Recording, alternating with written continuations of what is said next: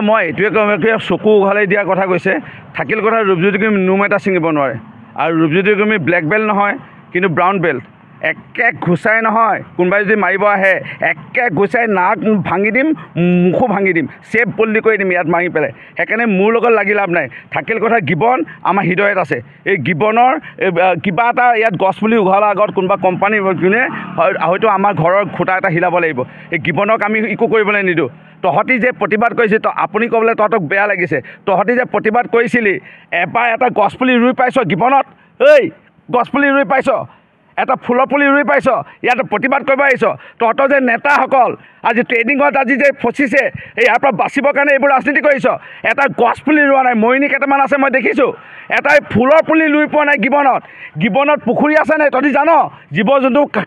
পানী খাবৰ কাৰণে আমি পুখুৰী খান্দি পাইছোঁ এই গিবনত এই গছ আমি ৰুই পাইছোঁ গিবনক লৈ ৰাজনীতি নকৰিবি গিবনত একো হ'বলৈ নিদিওঁ আৰু কোনোৱে নিদিয়ে আৰু তহঁতি ইয়াত ৰাজনীতি কৰিবলৈ নাহিবি একে ঘুচাই নাক ভাঙি যাব